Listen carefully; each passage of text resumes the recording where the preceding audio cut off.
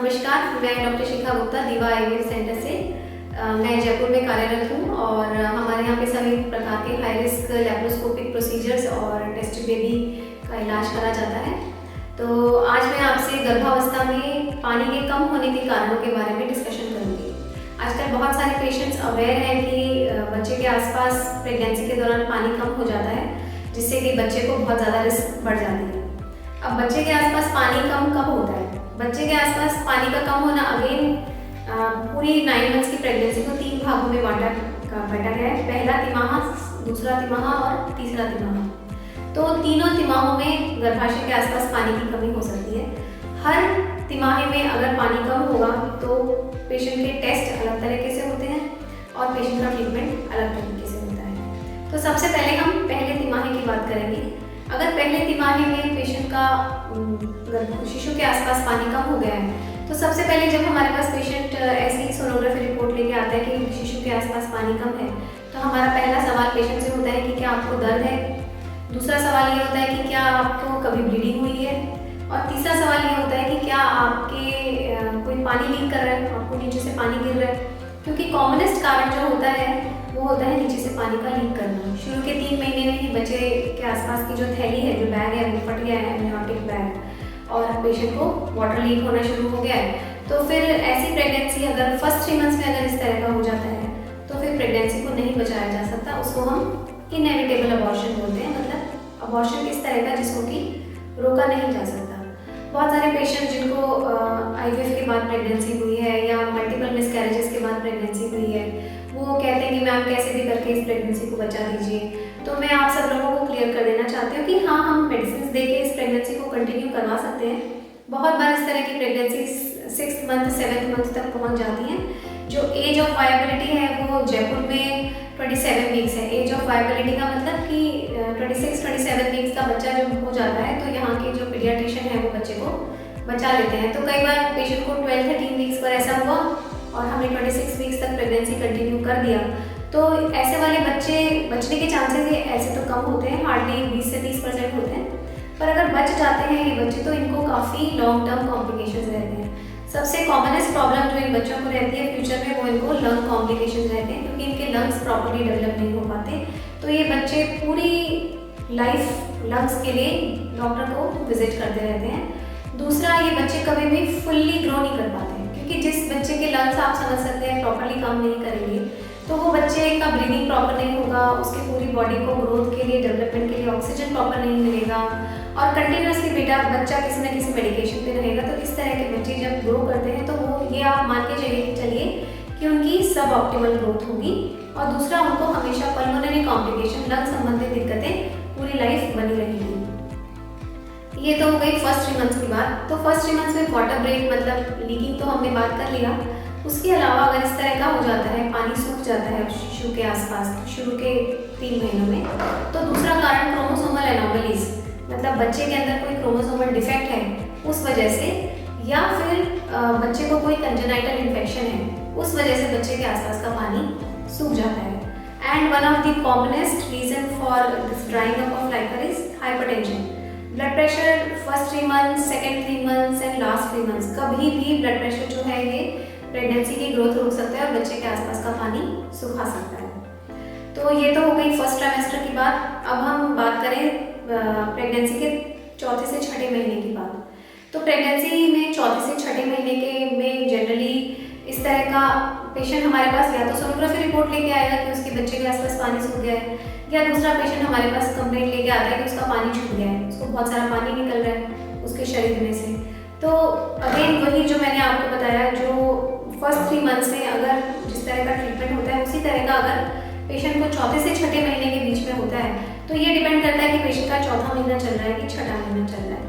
अगर चौथा महीना चल रहा है, तो जैसा कि मैंने आपको बताया कि फर्स्ट 3 मंथ्स में पानी छूटने के बाद जो ट्रीटमेंट होता है, उसके बाद जो बच्चे की आउटकम होती है, वही सेम आउटकम बच्चे की चौथे या 5वें महीने में होती है। पानी छूट गया और हम बच्चे को बचाने की कोशिश करें, मरीज़ है जो प्रेग्नेंट लेडी है उसको इंजेक्शंस दें, दवाइयाँ दें, बेड रेस्ट करवाएँ, और फिर वो लोग वो प्रेगनेंसी अगर कंटिन्यू करते हैं, तो वो जो बच्चे होते हैं उनकी ग्रोथ एंड डेवलपमेंट प्रॉपर नहीं हो पाती है।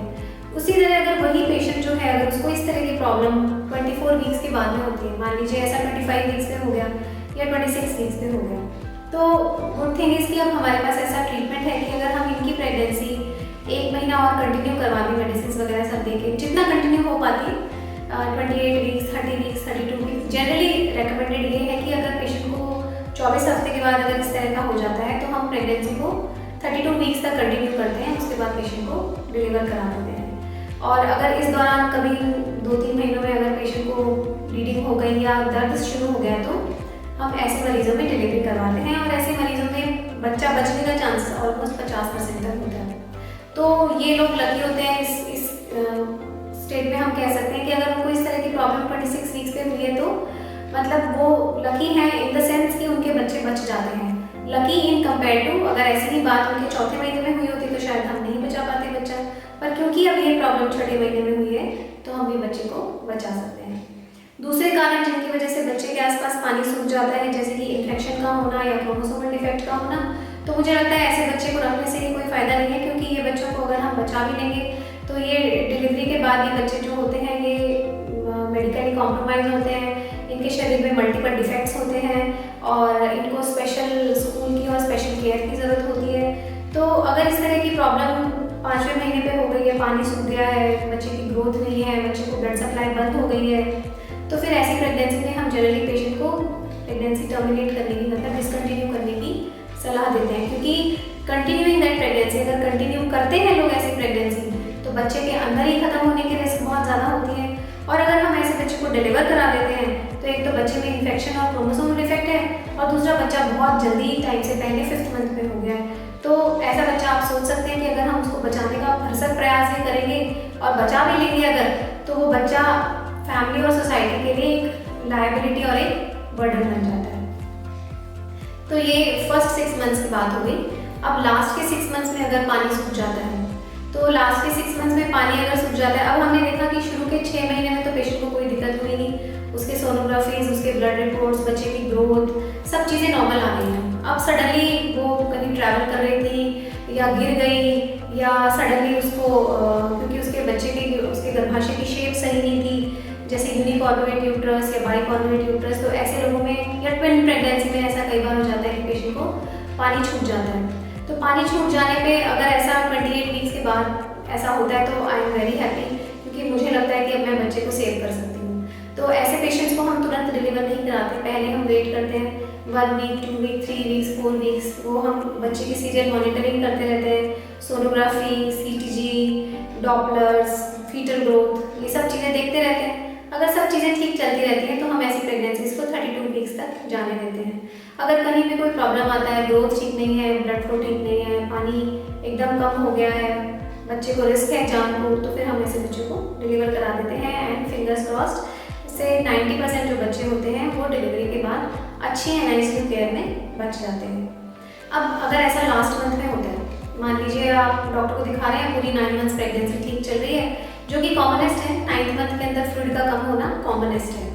तो जनरली हम ये मान के चलते हैं कि 37 वीक्स प्रेगनेंसी के बाद कुदरती बच्चे के आसपास पानी कम होने लग जाता है। ऐसा क्यों होता है? क्योंकि जो माँ और बच्चे को कनेक्ट करने वाला ऑर्गन जो होता है, प्लेसेंटा जिसे बोलते हैं, उसके अंदर ग्रेड 3 चेंजेस आने लग जाते हैं। वो उतना इफेक्टिवली काम नहीं करता कि जो माँ न्यूट्रिशन ले रही है वो बच्चे को मिलेगा। तो प्लेसेंटल डिसफंक्शन की वजह से बच्चे के आसपास का पानी कम होना शुरू हो जाता है। तो जब मैं लास्ट मंथ में सोनोग्राफीज करती हूँ 37 वीक्स के बाद, तो फिर मेरी मेन नज़र जो होती है वो बच्चे के आसपास के पानी पे होती है। कॉमनली अगर मदर कंप्लेन करती है कि हम बच्चे का घूमना कम हो गया है, तो हमारा सबसे पहले सोनोग्राफी करवाने का पर्पज़ होता है कि हम बच्चे के आसपास का पानी चेक करें। अगर बच्चे के आसपास का पानी नॉर्मल है तो वो बहुत ही रीएश्योरिंग होता है, हमें कोई चिंता नहीं रहती है। नॉर्मल का मतलब क्या होता है? नॉर्मल का मतलब होता है जब डॉक्टर लिखेंगे एडिक्वेट, और कम का मतलब का क्या होता है? अगर वो 5 to 10 के बीच में है तो इसका मतलब माइल्ड प्रॉब्लम है, और अगर लेस देन 5 लिखा है सोनोलॉजिस्ट ने तो वो सीवियर प्रॉब्लम है। अगर लेस देन 5 आ रहा है तो हम पेशेंट को डिलीवर करा देते हैं, क्योंकि अगर हम लेस देन 5 में और प्रेगनेंसी कंटिन्यू कराएंगे तो बच्चे के अंदर ही खत्म होने का रिस्क होता है। तो इसलिए हम लेस देन 5 पे ज़्यादातर केसेस में डायरेक्टली सिजेरियन करते हैं, क्योंकि वो जो बच्चे होते हैं 5 से कम फ्लूइड होने पर लेबर पेन्स नहीं टॉलरेट कर पाते, उनकी धड़कन कम हो जाती है, बच्चा गंदा पानी पी लेता है, तो फिर बच्चे को अगर हमने ऑपरेशन देर से किया तो बच्चे को फिर NICU की ज़रूरत, वेंटिलेटर की ज़रूरत, बड़ी मशीनरी और ऑक्सीजन की ज़रूरत पड़ जाती है। अगर जो फ्लूइड है वो 5 से 10 के बीच में है तो हम कई बार नॉर्मल डिलीवरी की ट्राई करते हैं, और कई बार ऐसा होता है कि पेशेंट कहता है कि मैम अभी आप नेचुरल पेन्स की वेट कर लीजिए, दवाइयाँ दे दीजिए फ्लूइड बढ़ाने की, तो हम वो भी करते हैं। बहुत सारी medicine, coconut water, high protein diet, sleeping on your left side, ये सब जो चीज़ें हैं इससे कई बार बच्चे का फ्लूइड इम्प्रूव हो जाता है और फिर हम प्रेगनेंसी को कंटिन्यूएशन अलाउ कर देते हैं। So the bottom line is कि अगर लास्ट मंथ में पेशेंट का फ्लूइड कम हो जाता है तो डॉक्टर के पास फ्रीक्वेंटली जाना, फ्रीक्वेंटली सोनोग्राफी करवाना, फ्रीक्वेंटली बच्चे के हार्ट की मॉनिटरिंग करना और डिलीवरी फ्लूइड जब तक नॉर्मल है तब तक करवा देना, ये सब बच्चे की सेफ्टी के लिए बहुत बहुत इम्पॉर्टेंट है। तो जब लास्ट में फ्लूइड कम होता है तो प्लीज़ उसको आप बहुत कैजुअली या इजीली मत लीजिए, क्योंकि ये आपके बच्चे की सेफ्टी के लिए बहुत इंपॉर्टेंट है और आप डॉक्टर जैसे कह रहे हैं आप उनकी सलाह मानिए, तो ये आपके बच्चे की सेफ्टी के लिए बहुत ही अच्छा रहेगा। अगर आपको ये वीडियो पसंद आया है तो आप ये प्लीज़ वीडियो लाइक कर दीजिए, हमारा चैनल सब्सक्राइब करिए, और अगर आप हमसे कंसल्ट करना चाहते हैं तो ये नीचे दिए गए फ़ोन नंबर पर आप एक अपॉइंटमेंट बुक करा सकते हैं और हमें विजिट कर सकते हैं। ऑनलाइन कंसल्टेशन के लिए भी इस फ़ोन नंबर पर आप व्हाट्सएप मैसेज कर दीजिए तो आपको ऑनलाइन कंसल्टेशन के लिए अपॉइंटमेंट मिल जाएगा। Thank you.